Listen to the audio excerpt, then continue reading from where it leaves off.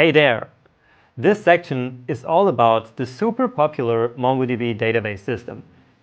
So over the next couple of videos, you will learn how to install MongoDB on your system, how to create databases, how to then insert data into a database, query data in multiple ways, and much more. So we're going to take a step back from the Natures app in this section and really focus on learning just MongoDB, which itself is actually really fun to use. I really love working with this database system. So without further ado, let's now move on.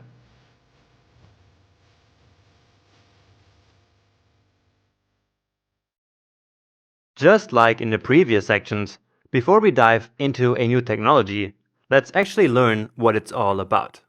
So in this case, let's learn what MongoDB actually is, how it works, and a quick overview of how it compares to more traditional databases.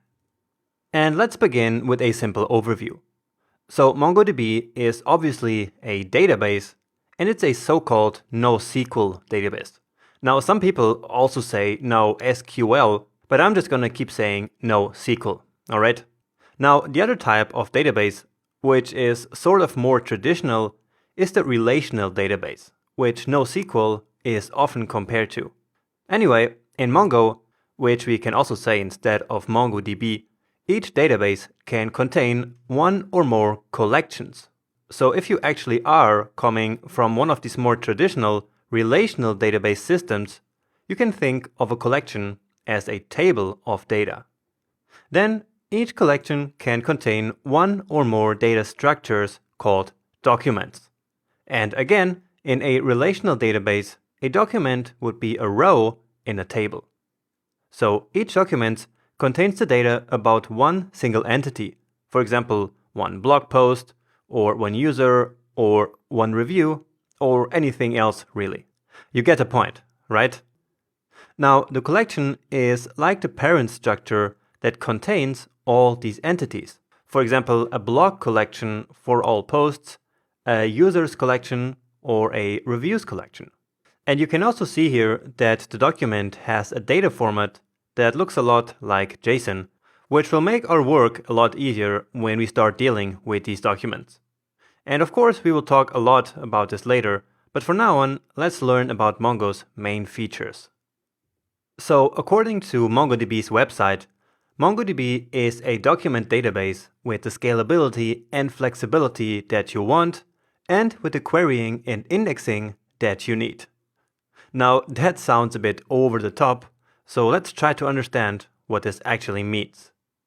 So, as we saw before, MongoDB is a document-based database, so it stores data in documents, which are field value pair data structures like JSON. So again, it stores data in these documents instead of rows in a table like in traditional relational databases. It's therefore a NoSQL database and not a relational one.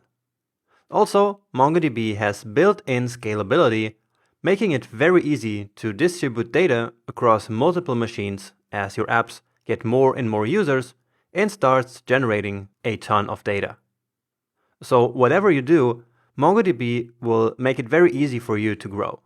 Next up, another big feature of MongoDB is its great flexibility. So there is no need to define a document data schema before filling it with data, meaning that each document can have a different number and type of fields. And we can also change these fields all the time. And all this is really in line with some real-world business situations and therefore can become pretty useful. MongoDB is also a very performant database system, thanks to features like embedded data models, indexing, sharding, the flexible documents that we already talked about, native duplication, and so much more.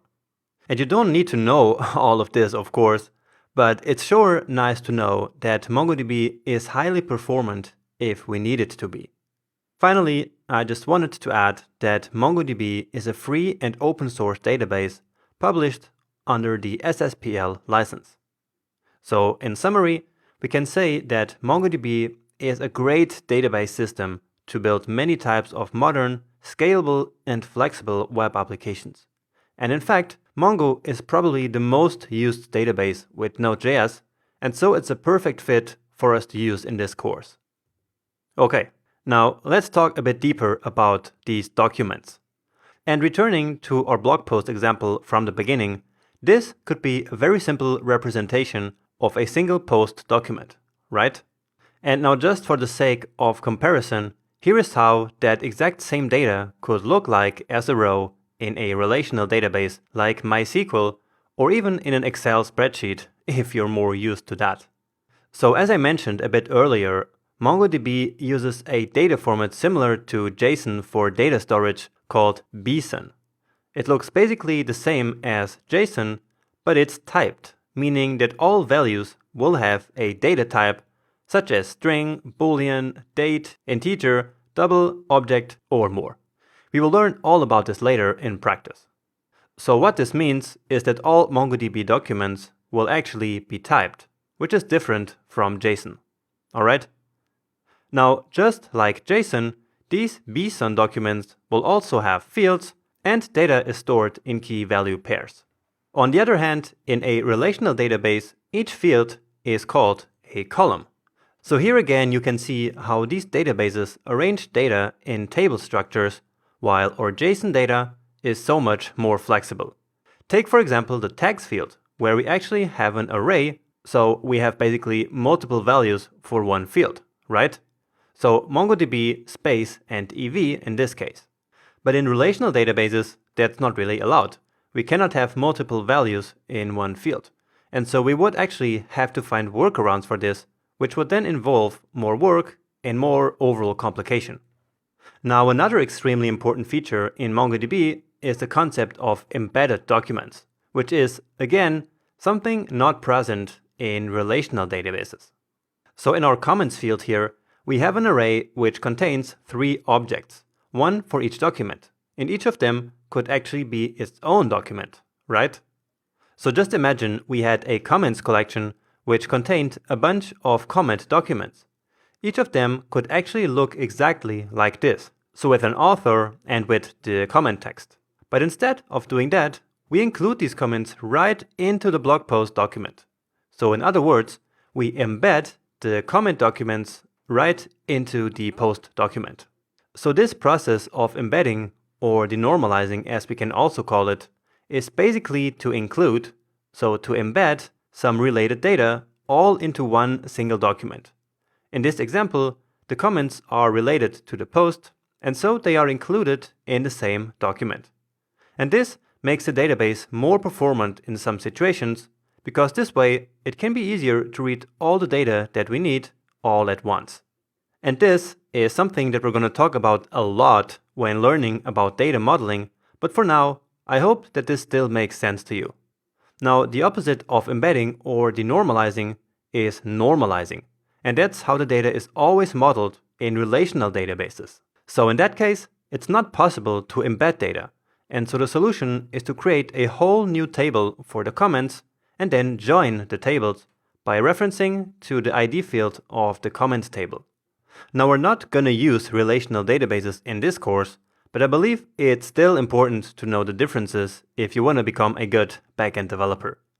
Anyway, and now just to finish, 2 more things about bson documents. First, the maximum size for each document is currently 16 megabytes, but this might increase in the future. And second, each document contains a unique ID, which acts as the primary key of that document. It's automatically generated with the object ID data type each time there is a new document, and so we don't have to worry about it. Alright, and that should be a brief enough overview to get us started and to actually use MongoDB from the next lecture on. So let's move on now.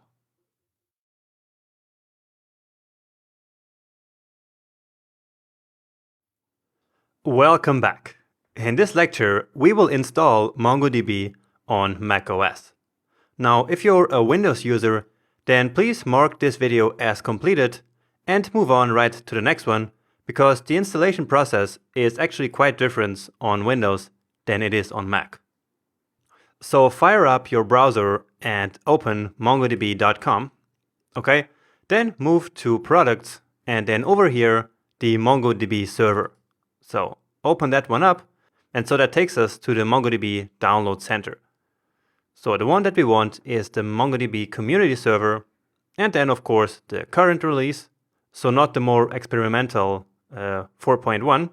Then your OS should automatically be selected as macOS, and then the package. Yeah, this is the only option anyway. And so hit download, and then wait for it to complete. Now while this is downloading, notice how the website here talks about MongoDB Atlas, which is Mongo's database as a service. So basically it's running MongoDB in the cloud on Atlas instead of running it locally. And actually later in this section, that is exactly what we're going to do. So we will create an Atlas account and run our database in the cloud. Okay, so in this video, we're downloading and installing the local version of MongoDB, which we will use to get familiar with the database system. But then by the end of the section, we will actually transition to the hosted version, and that's the one that we will then use in our real application until the end of the course. Alright, and with the file now downloaded, let's go ahead and extract it and take a look at the content. And what we need here is basically these executable files here. And what we need to do with them is to copy them into a special binaries folder that we have on our system. Okay, so let's move into a terminal and do a copy command. And we're going to need some permissions for that.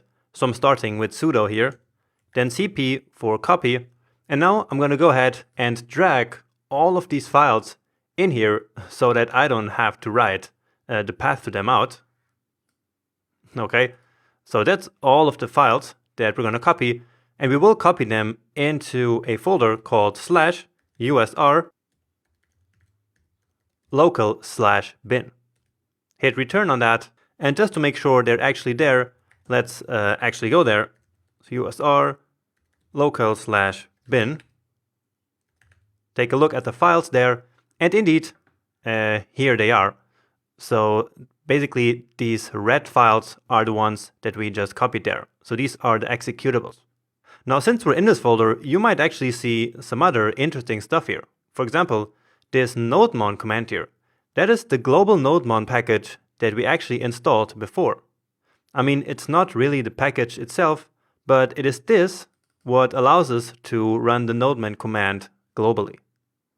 Next up, we're going to create a folder where the database can then actually store the data. And again, we're going to need permissions for that.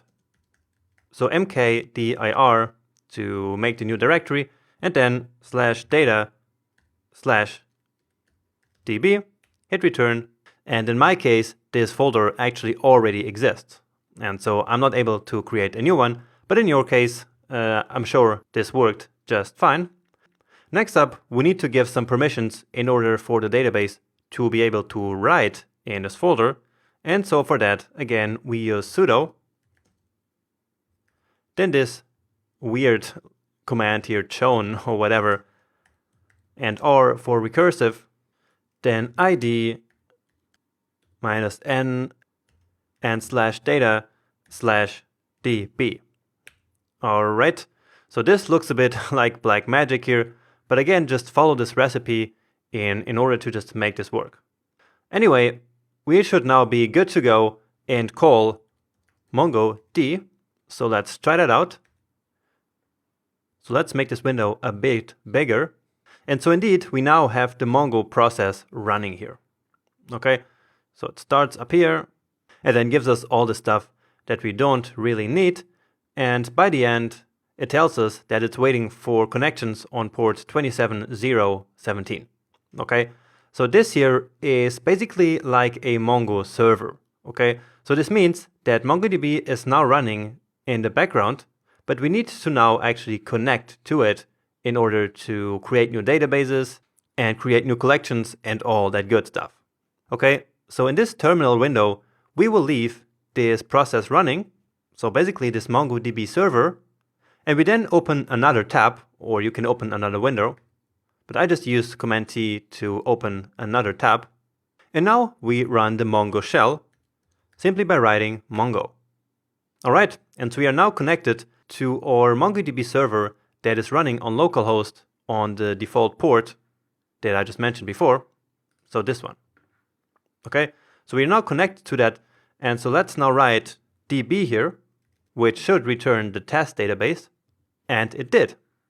So we have a test database already on our computer, and so this means that it works. So great. Now we could have used this Mongo shell here to also connect to a remote database. So remember how in the beginning I talked about the MongoDB Atlas, which is basically a database running in the cloud. So a remote database. And so here we could use this MongoDB shell to also connect to that one. But if we simply run the Mongo command like we did here, it will just automatically connect to the local MongoDB database that is running on localhost. Okay, so that's it for this video. In the next one, we will then create our first new database and start to interact a little bit more with this Mongo shell.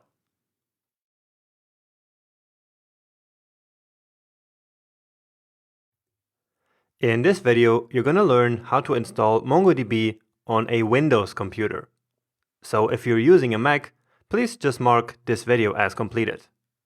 Now, since I personally don't own any Windows computer, and this installation involves a couple of Windows-specific steps, I asked my teaching assistant Alexander to take you through the process. So everyone say hi to Alexander.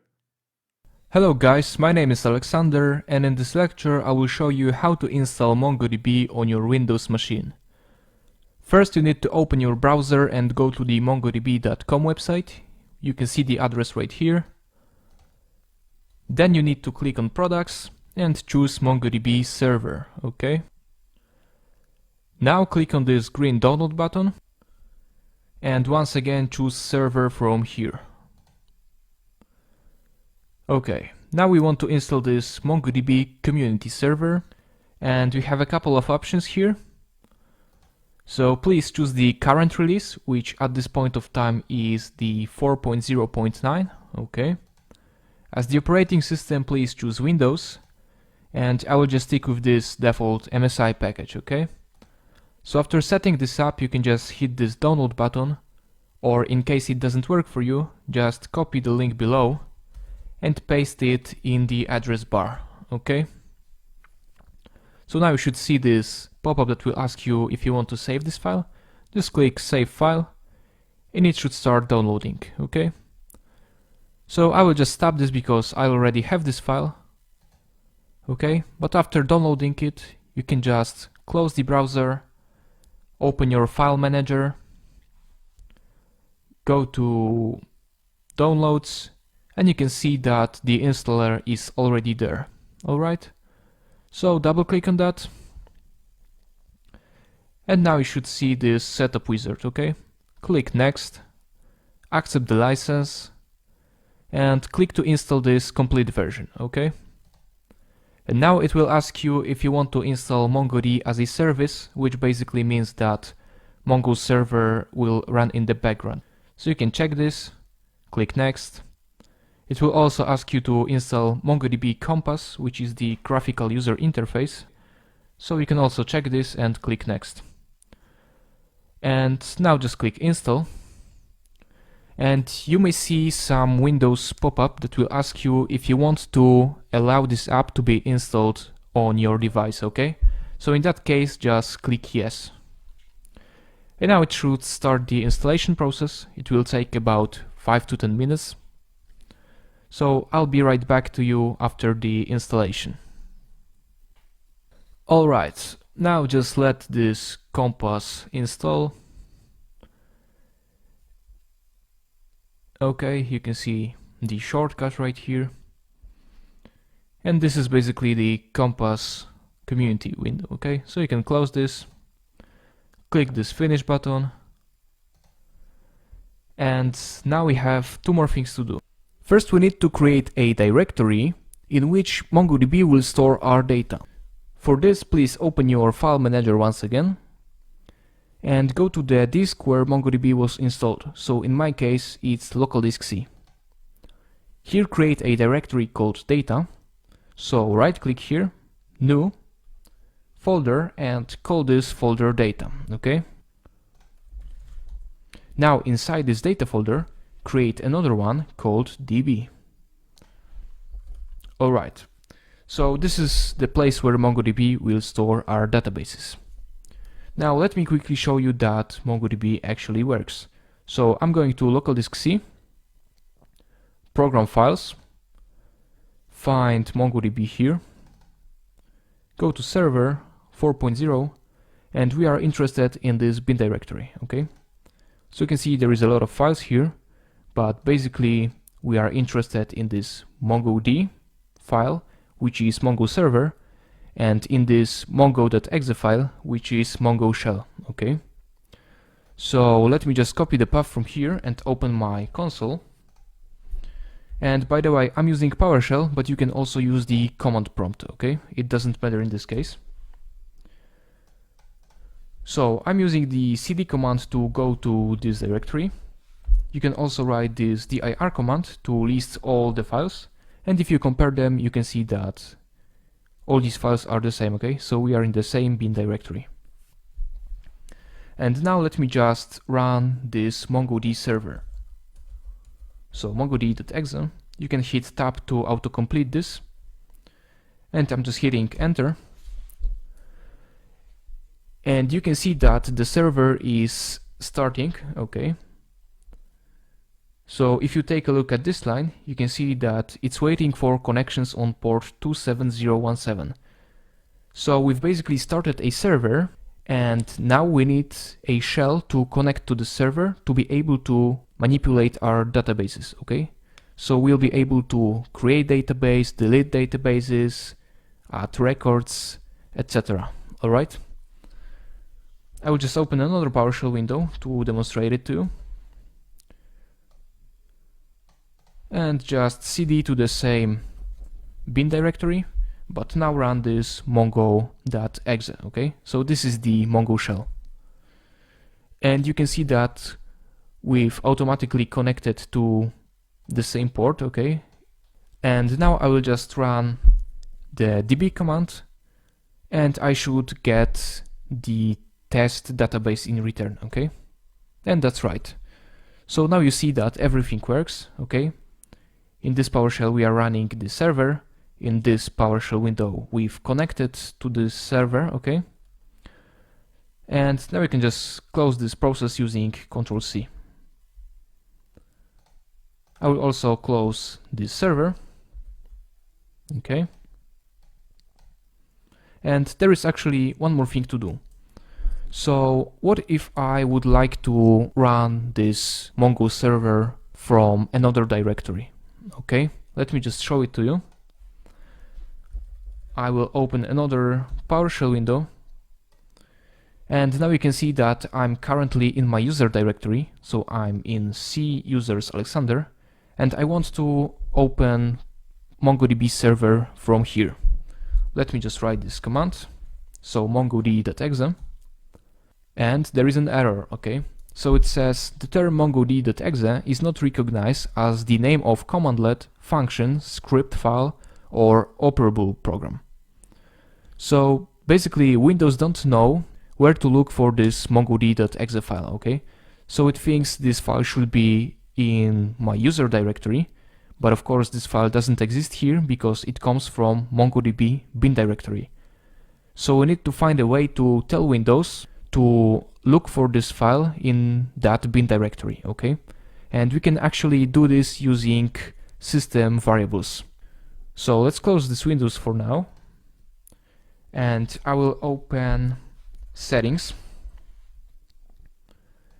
and here in the search bar just write env, okay? And click on this edit the system environment variables. So now you should see this small window. It's called System Properties. We are in the Advanced tab, and here just click on this Environment Variables button, okay? And we are interested in this System Variables path variable, okay? Click Edit, and you can see that there is a couple of paths added here. For example, I have added Node.js and Git, so I'm able to run Node from anywhere, and we will add MongoDB here as well. So let me just copy the path from here, So this is this bin directory, okay? And I will just create another variable here and paste this path here. Now you can just click OK. Once again, click OK. You can close this window. And let's test it in PowerShell, okay?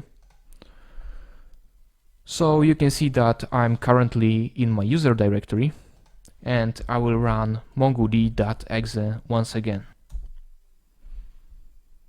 And you can see that everything works just fine, okay? So the server is running on the same port as before, and it's ready to use. All right. So you can close this, and this is all.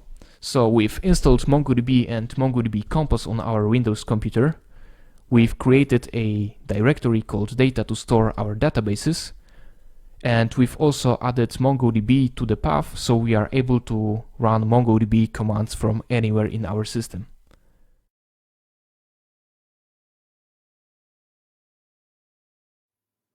So no matter if you installed MongoDB on Windows or on macOS, we will now create our first local database using the Mongo shell. So this terminal application, which is the Mongo shell, works exactly the same on Windows and Mac. And so from now on, it doesn't matter anymore which platform you're using. So here in this terminal tab, I still have my Mongo server basically running in the background on this port. And so let's go ahead and open up the Mongo shell. So remember, that is just typing Mongo here in the command line, and that will then open up the Mongo shell. Then Command K to clear the terminal, and so now let's actually create our first database. And we do that by using use. So we use the use command inside the Mongo shell, and then the name of the database that we want to create. Now this command here is also used to switch to a already existing database. But if we try to basically switch to a database that doesn't yet exist, it will then create a new one. So let's say use nature's test. Okay? And so it created that database and it also switched to it. Okay? And now this blank database is ready to receive some data. Now remember that inside a database we have collections, and then each collection has documents in it. And the data that we create in the Mongo shell is always documents. And so of course we have to create that document inside of a collection. And so we specify that collection before we insert a document. And it works like this. So DB, which stands for the current database, which is in this case nature's test, then we specify the name of the collection, which is tours, and then on that we use the insert many function. So insert many just like this. So just to recap here, database is the currently used database that is right now active, and when we want to insert a document into it, we need to specify the collection where that document is gonna live. And we do that by using dot and then the name of the collection, which is in this case tours. Now right now this collection hasn't been created, and so it will create it once we run this command. Okay? And later on we will then have a collection for users or for reviews, so basically for all the resources that we created in the last section, right? So we're using tours here because that is one of our resources in our application. Okay? But don't worry too much about that for now. We will talk about data modeling a bit later in the course. Okay? Anyway, let's now actually insert a document into this database collection. And it's actually very simple. So remember that MongoDB uses BSON, which is quite similar to JSON. And so we can actually simply pass a JavaScript object into this insert many function, and it will then convert it into JSON and BSON. Okay? So a regular JavaScript object like this, and then just like before, let's define the name of the tour. And I'm calling it the forest hiker, which is one of the tours that we actually have in our JSON document at this point. So the forest hiker, let's set a price to 297, and then also a rating, so like an average rating, which can be 4.7. Okay, so this here looks like just a regular JavaScript object. Now we could also use quotes on the property names, but that is actually optional. Okay. Now here on these, and here we probably need the double quotes. Okay, so JSON does not recognize the single quotes. And so to be on the safe side, let's just use the double quotes here, even though I usually like to use the single ones. And now just before we hit return, we actually need to also correct this function here, because it's not insert many, because we're actually only inserting one document here. So it's called insert one, okay? So we use insert many to create multiple documents, and we use insert one when we just want to create one. Okay, so let's now hit return. And just like this, we created our first document in our database. Okay, and now just to check that, let's use db, which again is the current database, then .tours.find. All right, and here indeed is the document that we just created. And notice how it also automatically created this object ID here, which is the unique identifier of this document. So remember how I said that MongoDB would automatically create these unique identifiers behind the scenes? And so that's exactly what you see here. And besides that, well, you see that this really is just a regular JSON object. And so this makes it great and really easy to work with JavaScript. And so as you can guess, this is going to make it really easy to work with MongoDB data in JavaScript, because we're already using kind of the same format that we're already used to in JavaScript. And so that is one of the main reasons why MongoDB is so popular for Node.js applications. Okay, now another very useful command is show dbs, which will basically show us all the databases that we have in MongoDB. And so here you see our Nader's test database. But we also have some other ones which MongoDB automatically creates for us. And yours might not be the same as D3, but if not, don't worry. And just like before, we could use the use command to switch to one of these. So let's say we now wanted to use admin. And so now we switched to db admin. All right. So again, use is to switch to an existing database or to create a new one if the name that we passed into it does not yet exist. So we want to go back to nature's test, because now I want to show you just another quick command here. So show collections. And so here you see the tours collection that we just created before. So remember how I said that back here when we created the document, we also created the tours collection, because every document always has to be inside of a collection. Okay, so these are the very basic commands in the Mongo shell, and over the next couple of lectures we will then create documents, query them, update them, and also delete them. So basically all the CRUD operations. For now, let me just show how we can actually quit the Mongo shell. So very easy, just type quit like this, and it will then exit it. Just to quickly show you that our database was actually persisted, let's simply run the shell again, then clear it quickly again, show dbs, and you see that Nader's is still here, and we can actually also use it.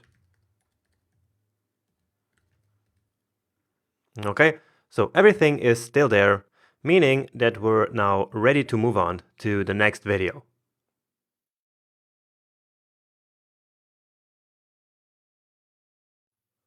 This video will be the first of the 4 CRUD operation videos. So this first one is about creating new documents. But before we start creating new documents, let me actually address a concern that you might be having. So maybe you're wondering, why are we actually doing all this stuff in the terminal? And how does this relate to our Express application that we built in the last section?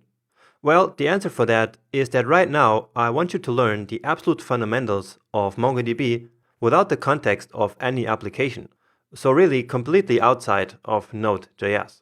Because in theory, we could use MongoDB with any other language or any other framework. It doesn't have to be with Node.js. And so I think it is actually a good idea to learn MongoDB standing completely on its own without the context of any other language. Okay?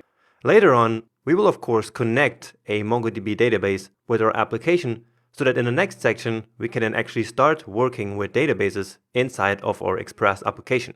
And by then we will use a MongoDB driver just for Node Express, so that we can use our JavaScript language to interact with our MongoDB databases.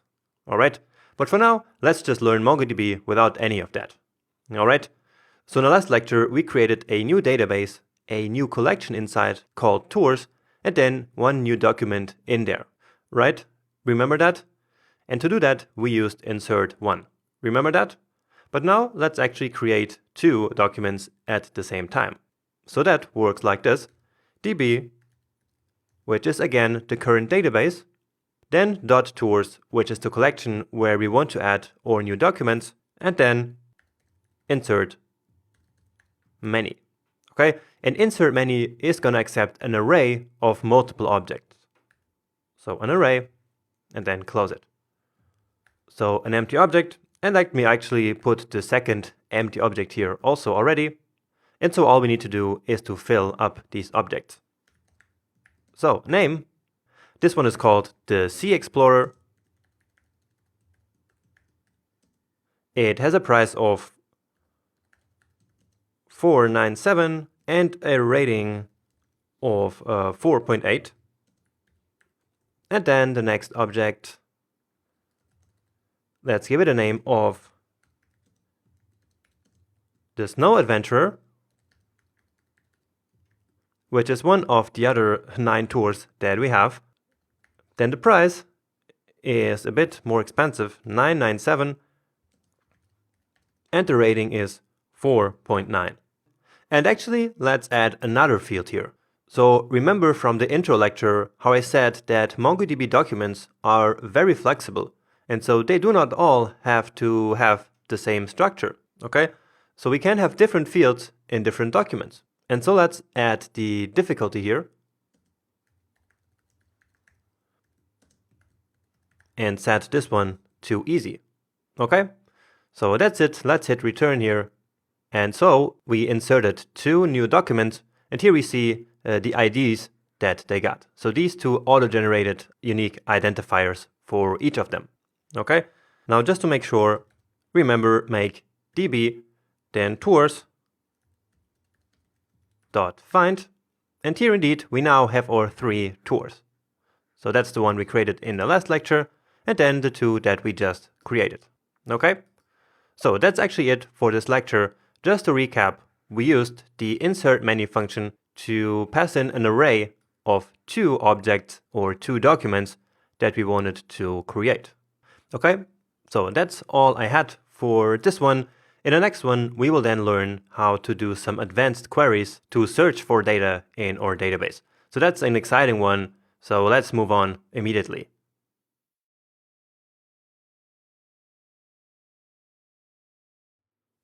Querying for data in a database is one of the most important operations that we have in databases. And so let's now take a look at a couple of query operators in MongoDB, starting with some simple ones and then moving on to some really complex queries. And to start, let's give ourselves some space here. And so you already know the easiest way to basically query for all the documents in a certain collection is to just use find without passing anything in there. So that's what we've been doing until this point. And so it gives us simply this result with all the documents that are in a certain collection, basically without any searching criteria. But now let's say that we actually only want one tour and we already know its name. And so we can search for that tour using the name that we know. And so we use db.tours and again find, but this time we're going to pass in a filter object. Okay, so again, we need an object here, and so you start to see now that in MongoDB, really everything works with objects, all right? And this will be even more prominent a bit later in this lecture. Okay, so inside this object, we pass in the filter, so basically the search criteria that we want to search for. So we simply set the name to the tour name that we want to search for. So let's say the forest hiker. And that's actually it. So that is our search criteria or the search filter. And if we hit return now, then we only get this one tour where the name matches exactly the one that we passed in. Okay, and we could do, of course, the same for anything else. For example, for the difficulty, we could search for tours that have an easy difficulty. So difficulty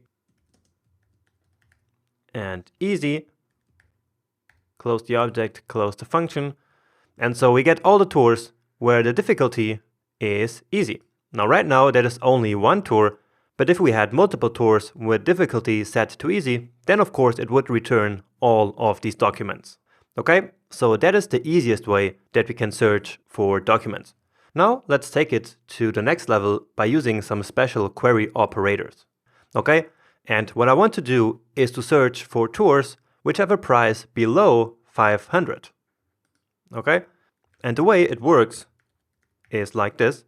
So we always use db.thecollectionname.find and then again our filter object. And so remember, I want to search for prices. So I say price, and now I want all the tours with a price below 500. So how do I do that?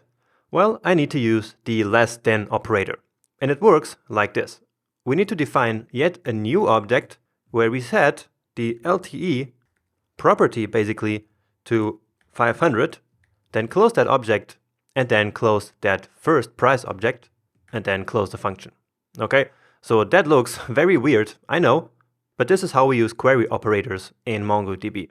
So again, LTE stands for less than, because that is what we're searching for, where the price is less than 500. And this special sign here is reserved in MongoDB for its operators.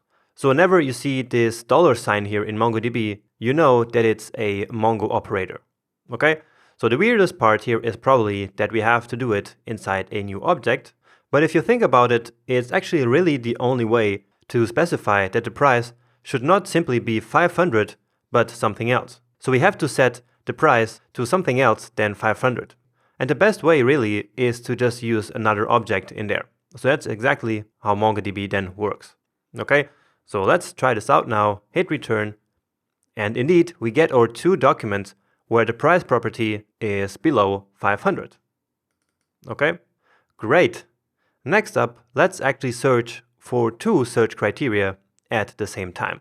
So what I want to do next is to search for documents which have the price less or equal than 500, which is what we had here already, but also at the same time the rating greater or equal to 4.8.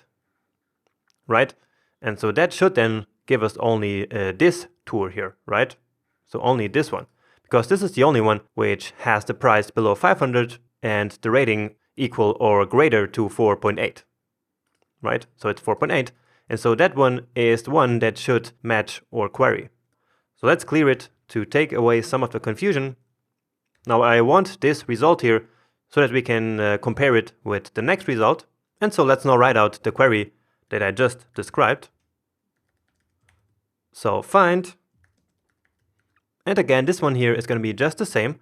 So we want the price to be less or equal than 500, or we could actually simply say less than 500. Okay, so LTE is less than or equal, and LT is simply less than. Okay, so this is the first part, the price less than 500, and at the same time we want the rating to be greater or equal to 4.8. And that's easy. All we have to do is to specify a second field in our filter object. So first the price and now the rating. So we want the rating to be, and you can probably guess it, greater than or equal 4.8. Okay, now close this filter object and close the function. So let's test it out, and indeed it gives us the result that we were expecting. So the only document where both the search criteria here are true at the same time. So just to recap, when we want to search for two criteria at the same time, which basically is an AND query, so price less than 500 and rating greater or equal to 4.8, well, the only thing that we have to do is to specify two fields in the filter object. And I know this looks quite confusing.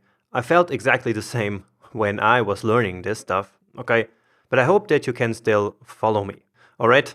So that we can now actually take it even one level further. So here we did an AND query, so querying for documents where these two conditions are both true, but now let's do an OR query.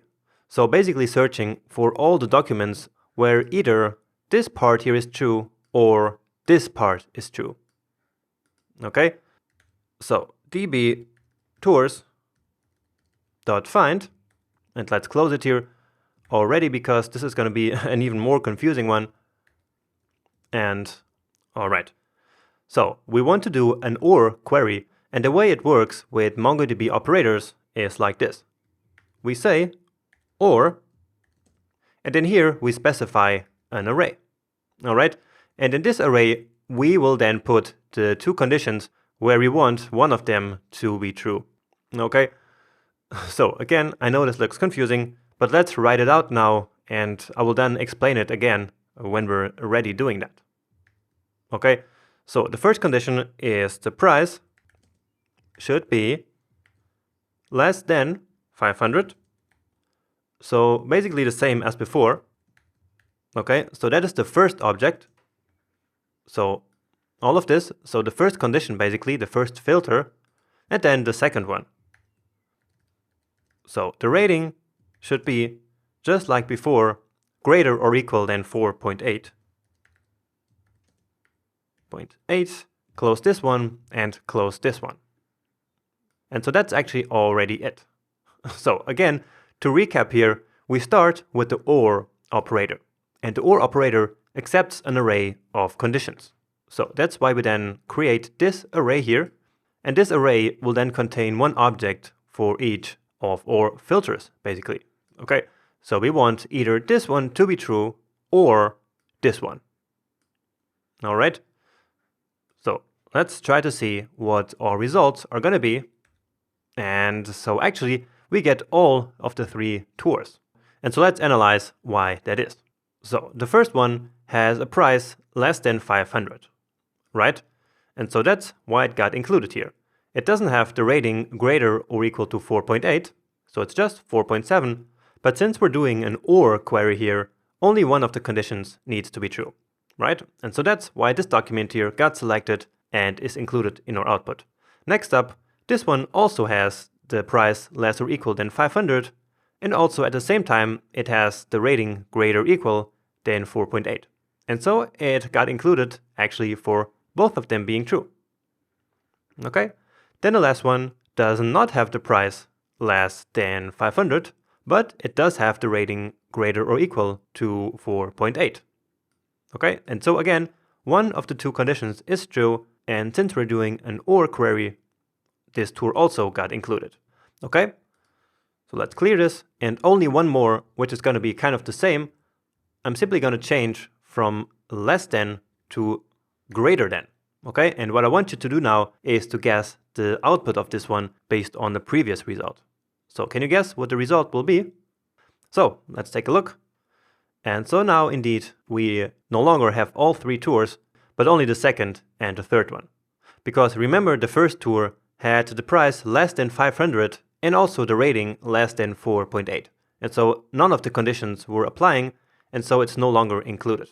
Only the second and the third one, which now has the price also not greater than 500, but it has the rating of 4.8, and so it's still included.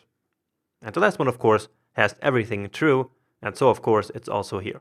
All right, just one more thing that I want to show you here is that besides our filter object, so this one, we can also pass in an object for a projection. So what projection means is that we simply want to select some of the fields in the output. So let me show it to you. Okay, and it's very simple. All we have to do is, for example, say name equals to 1. So what this means is that we only want the name to be in the output, and so that's why we set name to 1. All the others are not going to appear in this case. So let me show that to you. And indeed, we only have the name and no longer all these other properties. And this can be very useful in some cases. All right. The idea is, of course, also showing up, but that's always there. There's no way of removing that. Okay, cool. So I think the main goal of this lecture is now achieved. which was basically to get you familiar with the way we query in MongoDB and also show you these kind of complex MongoDB operators that we have here. And for some reason I cannot select it, but you know what I mean. So we have greater than, we have or, and we really have a ton of other operators still. So this is only the surface, but throughout the rest of the course, you will of course get to know a couple of other operators. Okay, so this is just to get you familiar, get you started with querying in MongoDB, and I think in this lecture we did that successfully.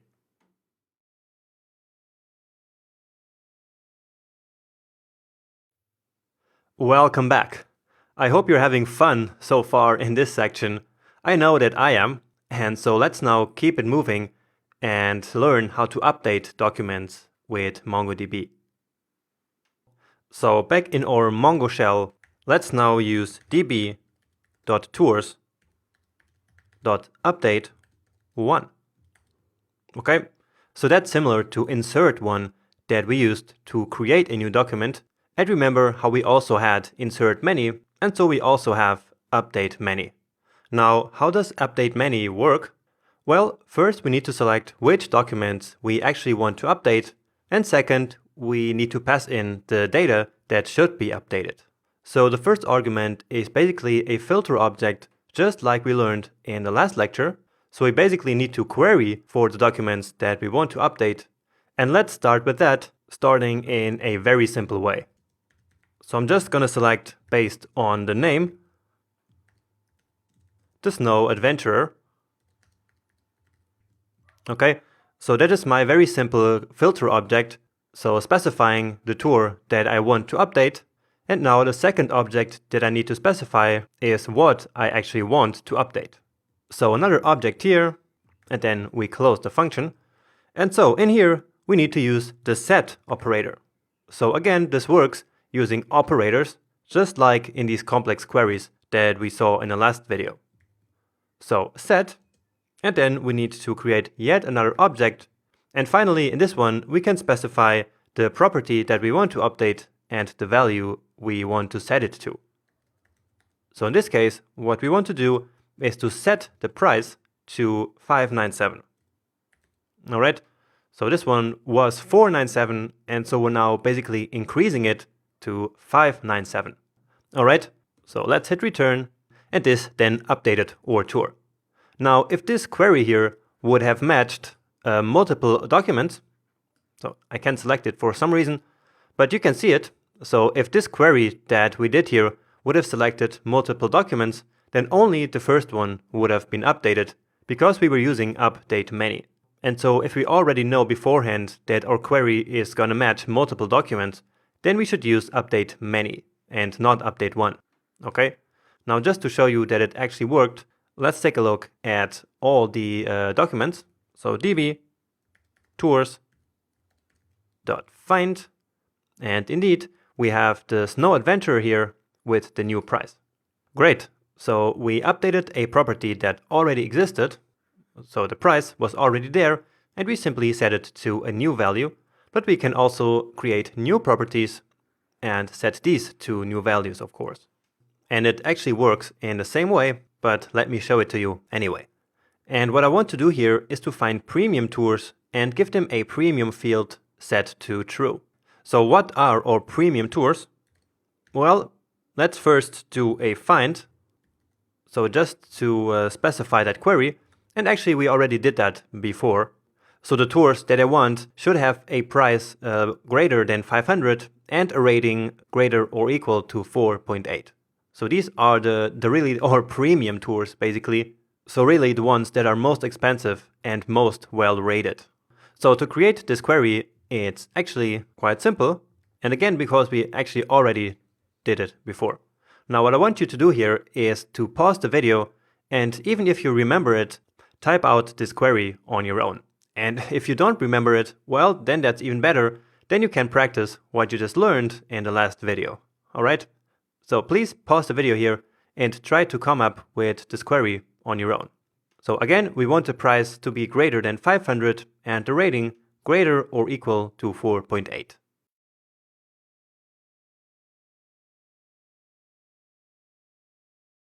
Okay, Hope you did it. And this is the solution. So price should be greater or equal than 500. And the rating should be greater or equal than 4.8. Okay, and here we said just greater than, which is actually the same. It's going to give us the same result, but never mind. Let's do it exactly as I said, right? And so just to make sure, let's see if we get the perfect result. And yeah, indeed, this is the tour that has this premium price and at the same time this premium rating. Okay, and in this case we have only one result, but of course we might have multiple results. And so let's now use update many. So db tours dot update many. And so our filter object that we want is this one. So I'm just copying it from here. So that is the first argument. And then second is what we actually want to update. Remember that? So again, we use the set operator. And then we say that we want premium to be true.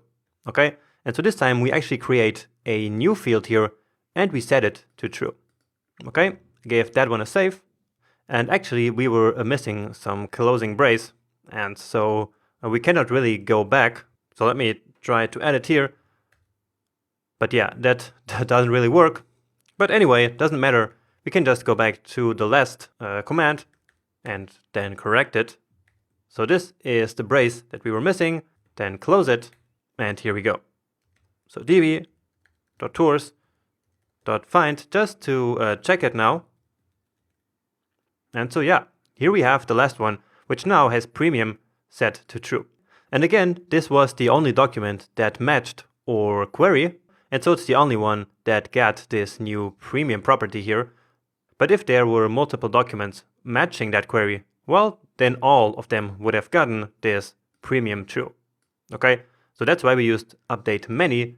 And remember, if we used update one, then only the first document matching the query gets updated. Okay, so that's how we update documents, at least partially. So with this update many or update one, we usually only update parts of the document. But we can also completely replace the content of a document. And for that, we use replace one. Now I'm not going to do that, but for the sake of completeness, I wanted to show it to you as well. So db.tours.replace one or replace many, okay? And so in here, just like before, you would pass the search query and then the new data that you want to put in this document. All right, not going to do that here, but now you know that it also exists. And like this, we have 3 of our CRUD operations already completed. So creating, reading, and updating. And so, as you can guess, in the next video, we will talk about deleting documents.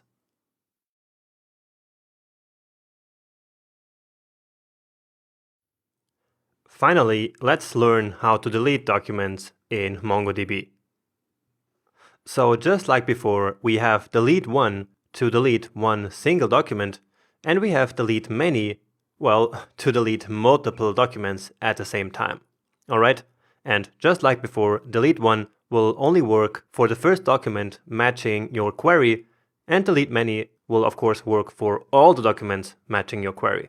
Okay? So just to get an overview of what we have here at this moment in time, let's do a find of all the tours. And what I'm going to do now is to delete all the tours which have a rating less than 4.8. So that's going to be just this first one. But again, if we had multiple tours with that condition, then all of them would be deleted. So db.tours.delete many. And so the condition is rating, open or new object, so that we can use the less than operator and 4.8. Close it, and then close this one, and run this. And here we see that it deleted one document. So right away, it's telling us here how many documents were affected by this operation. And so if we do this find now, well, then the first one that we had is gone. All right, so that's no problem. We are only really using this here to play around, and so we can delete as much as we want here, no problem. Now, if you wanted to delete all of the documents in a collection, you would do it like this. So delete many, and I'm not going to execute this, but you would do it like this. So all you have to do is to pass in the empty object, because the empty object is basically a condition that all of the documents always match. Okay? It would be like simply using an empty object here in find. All right? So I'm not going to do that, and you should be careful with it, especially when doing it in a real app, because you cannot come back from this operation. So unless you have some backup in place, this will effectively delete all the documents in your collection. In this case, the tours collection. So I'm not performing that, just wanted to show you that this is how we delete everything. So this is the simplest operation, and we don't use it all that often, but I just wanted to have a short video just to demonstrate that it also exists. All right?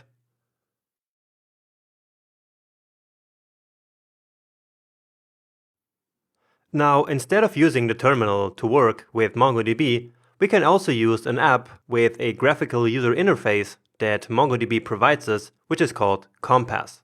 So let's now go ahead and download the Compass application. So if you still have the page open where we downloaded MongoDB in one of the first lectures, you can download the Compass app right from here. Okay, so it's then Tools and Compass. All right. And if you just opened up the MongoDB website for the first time, then just come to Products, and down here you have MongoDB Compass. Okay, now just download the stable version at your time of recording, then choose your platform, which in my case is macOS, and then just download. Now, in order to download Compass, you will need to give MongoDB some information about you, but it's really worth it, and so I see no problem in doing that. I'm not going to do it here right now, because I already have Compass on my computer, okay? So just pause the video at this point, fill this form, then download the installer and install it on your computer. Then after that, come back to this video to get started with Compass. So when you open up the Compass application, it should look something like this. So right away, you should be on the screen for creating a new connection, okay? And if you're not, then just head over here to the left side and click New Connection. You might also have some window with some tips that opens up the first time you open Compass, but you can just close that away, okay, so that you get to this screen. Now, in order to create a connection to your local database, make sure that you have the Mongo server running in the background. So just to make sure, open up this process here, and then here make sure that it's still working, so that it's still on the default port of 27017, okay? And so if you get back here, you actually already have that automatically fill in for you. So the hostname is by default localhost, and the port is 27017, just like we saw in our Mongo server, right? And so you actually do not have to fill anything. All we have to do is to click connect, all right? And so right away, here you see all the databases that we locally have on our computer. So here in this nice list, and also here on the left side. So just to make sure that this is correct, let's go to our terminal here and write, well, after deleting this here, of course, let's write show dbs, and indeed, these are the exact same four databases that I have in Compass. And again, don't worry if yours are not exactly the same. As long as you have the Naders test database in there, you are fine. Okay, so we open that up, and so we have our tours collection. And you can also see it here on the left side. So if we open that up now, then in there we have the two documents that we created before in the Mongo shell, right? So let's create a new one. Let's give it a name, and let's use again the forest hiker, which is the one that we deleted in the previous lecture. All right. Hit return, which will then open a new line. Let's set the price to 297, all right? And when I was here, I just hit tab to then define the value, okay? And then again, return, rating, tab, and 4.7. Okay, so let's insert it. Or actually, we should change this here from string to a number. So let's say an integer, and let's say here a double, insert, and here we go. So just like this, we created a new document. And of course, here in the terminal, we can just quickly confirm that. So db.tours.find, and here we go. That's our newly created document that we just created using Compass. So Compass is really just a graphical user interface for doing the exact same stuff that we can do here. Okay? But of course, it was very important for us to do it in code, because that's actually how we're going to do it later in our Express application. Okay? But of course, it was still very important to also do it in code before, because that is actually how we will do it later in our Express application. Anyway, let's now go back here and, for example, edit some stuff here. So we have here on the right side these buttons to edit, and so we can simply, let's say, change the price here to 997, for example, and then hit update down here, and here we go. We can also delete documents. So let's get rid of the one we just did before. Okay. And of course, we can also query for documents, and we do that up here. And here we actually need to write the kind of code that we wrote before. So for example, let's search for tours with a price less than 700. And so again, that works just like we did it before in the terminal. Okay, so in the Mongo shell. So we want the price to be less than 700. And you see here that Compass actually did a lot of auto suggestions here. So let's see that again. So it gives us right away LT and LTE here. And in this case, it doesn't really matter. So close that guy and then close this one. And you see that before it was red, so meaning that the query was not valid, and also the button was not clickable. But now, when it's correct, we just need to hit return. And then it gives us all the documents that match our query. In this case, it's just this one. But of course, if there were multiple, then all of them would get matched. Then here we could also do the project. And remember that project means to just select some of the fields. And so let's say name set to 1. And so we only get the name now. Right? Remember doing that in one of the Mongo shell lectures. Okay. Finally, we can then reset all of this, get rid of our queries, and get back to our initial state. And here in Compass, we can really do all kinds of stuff. Aggregations, define some schemas or analyze schemas, take a look at indexes, and all that good stuff that we're going to do throughout the course. Okay, so we're going to do aggregations, we're going to analyze our schema, we're going to create indexes, we're going to create validation. And so really, as you can see, there's a lot of content ahead of us.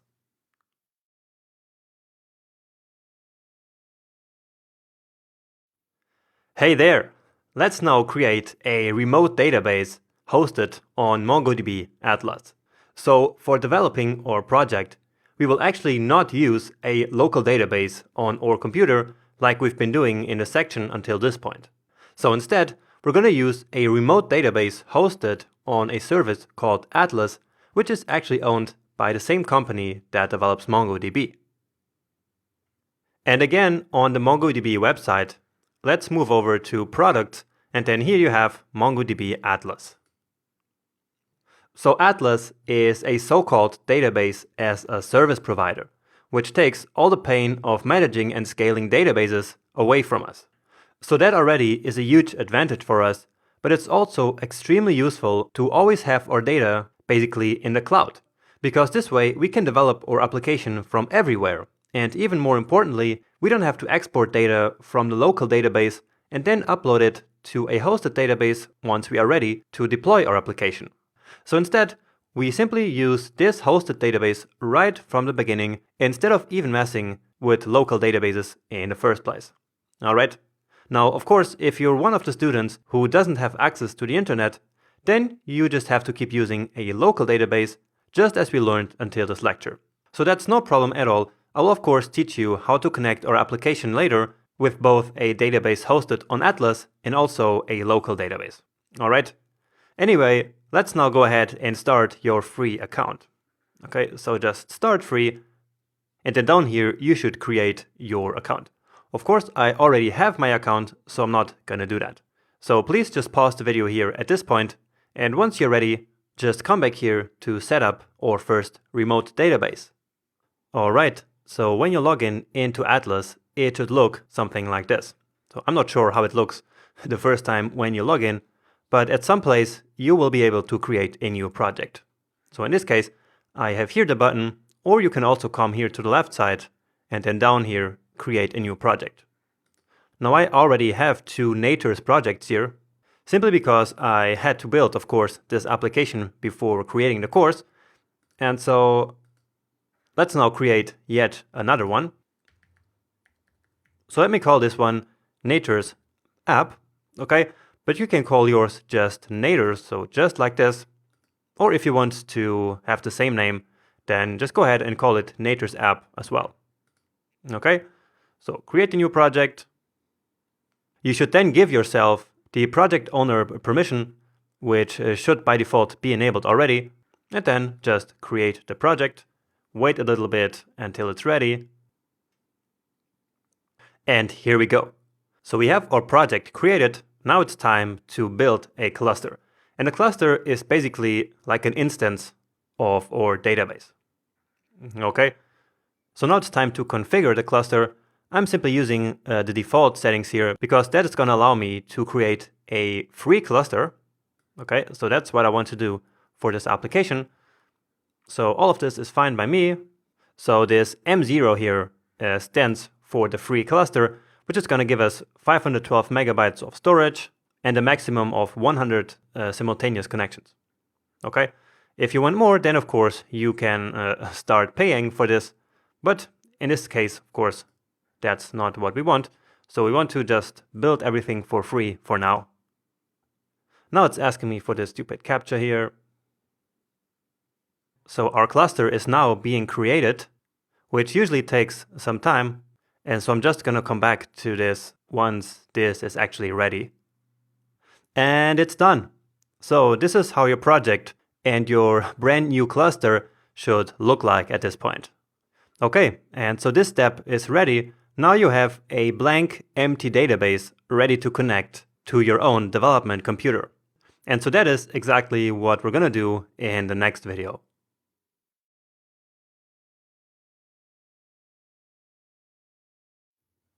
Alright, as a final step in this section, let's now connect our remote hosted database with our Compass app and also with the Mongo shell.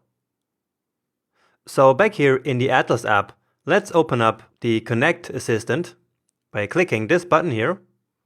And so now before we can actually connect, we need to do a couple of things. First up, we need to add our current IP address, just like this, so that our computer is actually able to connect to this cluster. Okay? Next up, let's create a username, and I'm calling mine simply Jonas, and then a password, which I'm going to auto-generate here. And I'm actually showing it here now because I need to copy it. But don't try to connect to my database using this password, because of course I'm going to change it by the end of the course. Now, where am I going to save it? Well, let's go to our application and open up our config file. And so this is what we created this file for in the first place. Right? So remember how we said that each configuration we were going to save into this file. And so the database password is actually a perfect example for that. So database password, and I'm setting it to the password that we just created. And later, when we will then connect our application to the database, we will then of course use this environment variable to create that connection. Okay? So let's now create the user actually. And now next up, all we have to do is to choose a connection method, and we're going to start with the MongoDB Compass application. Okay? So we already have Compass, and I'm sure we have 1.12 or later. And so let's now go ahead and copy this connection string. Okay, and now open up Compass. Then up here in the menu, hit Connect here. Then it will take some time to open up this new window. But by the time it does, it will then have automatically detected that we have a MongoDB connection string in our clipboard. And so all we have to do is to hit yes here, and it will then automatically fill all of these settings for us. So our host name, our username, and all this other stuff. And so now all we need is our password here. So I'm going back to that file, grab it from there, paste it here, and connect. And indeed, it did successfully connect, and now it's loading our databases. And here we actually see the 3 databases that already come pre-configured in this cluster. So let's create a new one called Natures. And we also have to create a collection name right away, and I'm calling it, of course, Tours. So create database, and here we go. So open that up, and now open the Tours collection. And now let's then finally insert our first document. Okay. So again, name, the forest hiker. The price should be $297. And I'm giving it a double number here. And I also want to create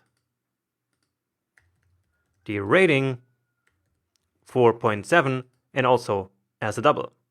So insert. And so just like this, we have our first tour created on our remote database. Great. That's awesome. Let's now go back actually to Chrome and take a look at our cluster here.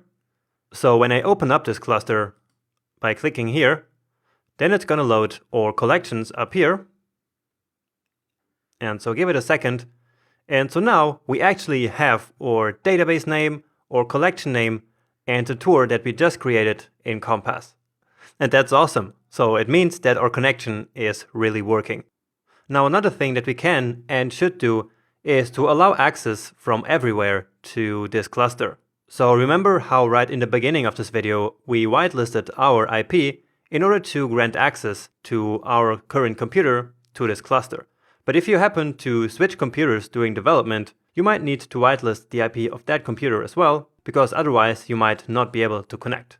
But since we're not really dealing with sensitive data here anyway, we can simply whitelist every single IP in the world and allow access from everywhere.